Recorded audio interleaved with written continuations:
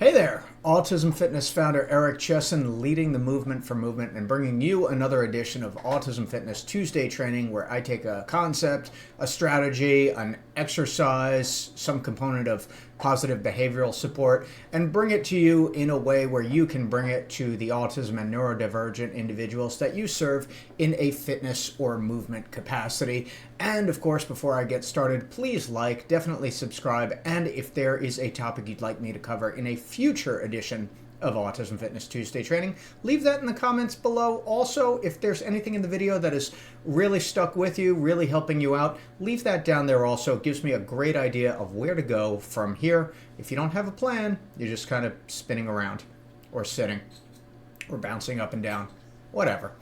Anyway, in this edition of Tuesday training, we are going to be I'm going to be discussing, I'd like this to be more of a dialogue, but I'm going to be talking about the meaning of our communication and why certain communications are certainly those that we want to incorporate. But in this particular video, I'm going to be talking about things that you want to avoid, that in 23 years of running Autism Fitness, I have heard many times, and something that we coach to unlearn with many of our coaches and certified pros.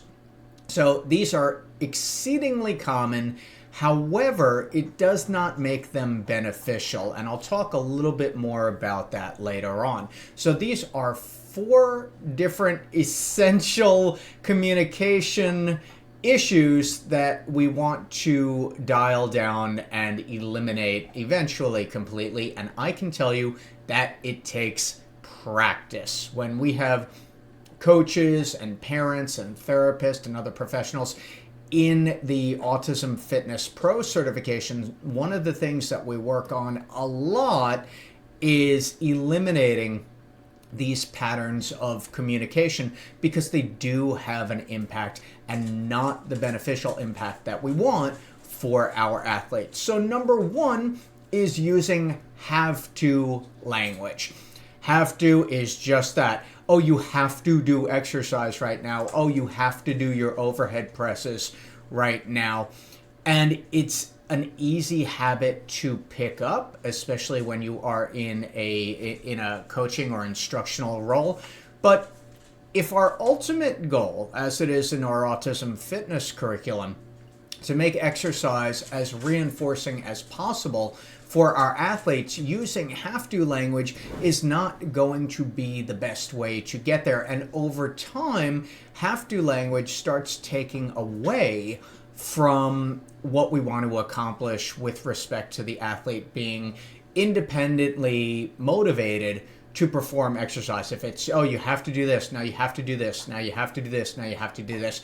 Usually I find this to be the case with coaches who themselves don't exercise. So they're looking at this as a task to teach the task to the other individual. So, I mean, there's so much I can say about actually loving what you're doing. And, you know, if you strength train and love strength training, it's a lot easier to convey that or to use that as a motivator for yourself when you're coaching.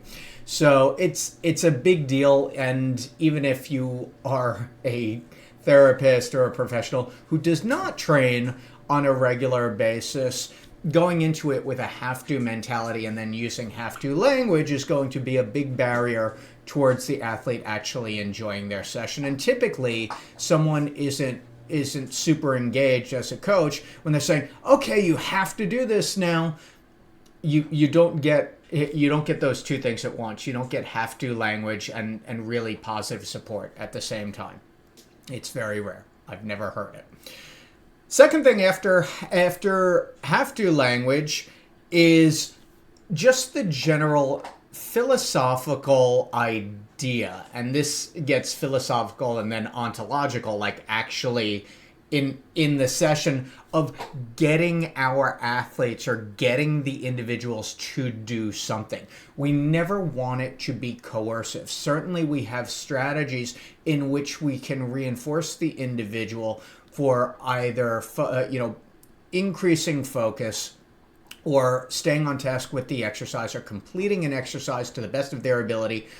But when we start talking in that type of language of getting somebody to do something, it undermines our respect for the athlete. There is no better way to say it. We want to work with our athlete in a collaborative process to coach exercise, of course, from an instructional standpoint, but also to have the athlete as a willing, ready participant in the training process. So if we go into it with the mentality of, oh, we're going to get them to do this and get them to do that, it severely diminishes our respect for that individual as an autonomous human being.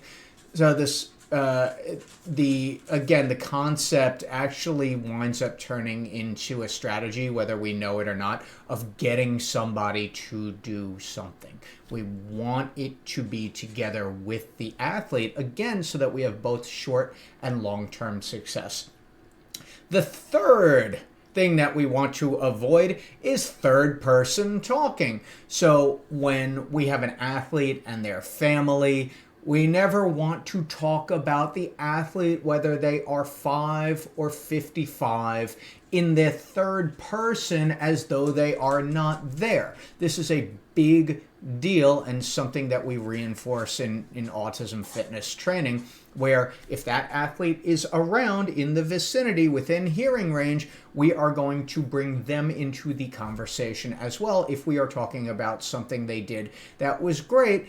On the flip side of that, if I have an athlete who had a really challenging session, I do not want to talk about that unless, again, it is a reciprocal conversation with that athlete. So saying, oh, they did that today, and they did this, and they did that, as though they aren't there, whether good, not so good, or otherwise, is, again, disrespectful to the athlete. We want to presume that the athlete is capable of understanding, and that that athlete, much like any other human being, has a wide range of emotions.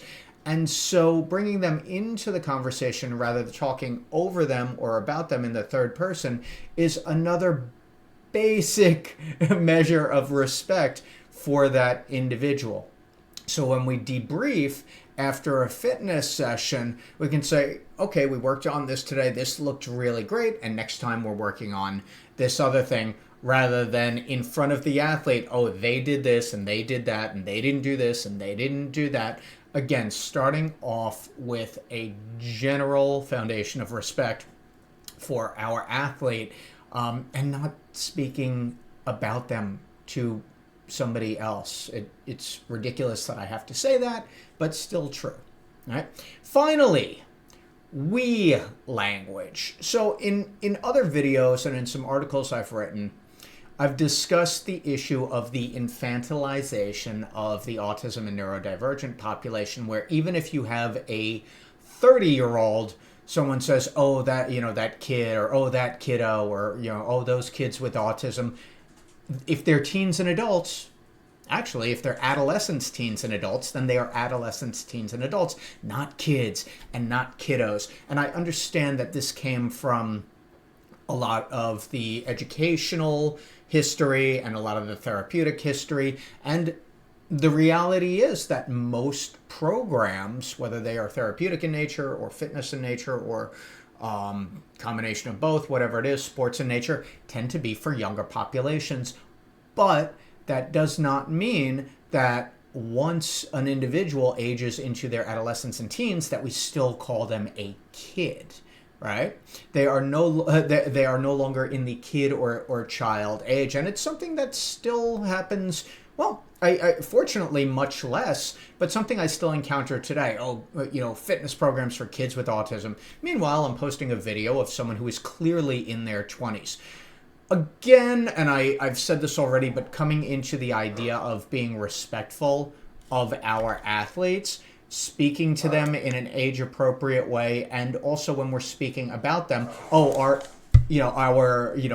group of kids. No, if they're a group of teenagers, they're a group of teenagers. If they're a group of adults, especially, they are a group of adults, not a bunch of kiddos, regardless of their neurodivergence or otherwise. So to recap, the 4 things that we want to eradicate in communication, in the thought process, philosophically and practically, but they do make a significant impact on your programming, is using have-to language, the idea of getting them to speaking about that individual in the third person or speaking over them or about them when they are present, and we language, as in, oh, we're going to do overhead presses now, or we are going to do squats. No, you're going to do overhead presses, or you're going to do squats. If we are doing medicine ball throws, then we are doing medicine ball throws. But using that we language when it's one person, again, it is diminishing to the individual and something that we want to avoid. We can use we language when it's 2 of us, or when it's all of us. You language when it's just them doing the squat or doing the press or doing the band row. So something to sink in, and listen for these. Also, my challenge for you is listen for these. If you're in the therapeutic or the educational arena, listen for these things. How often are they happening? Who's saying them? But these are things that we take very seriously in autism fitness programming, because we know it's going to be a better outcome for the athlete, for the program, and just a general measure, again, of respect and consideration for those we are working with. I'd love to know your thoughts on this. Put them in the comments below. I am Autism Fitness founder Eric Chessen, leading the movement for movement. If you are ready to become an Autism Fitness certified pro, go to autismfitness.com. You can register and then meet me either in person or virtually anywhere in the world for your full day hands-on practical. Thank you very much for watching.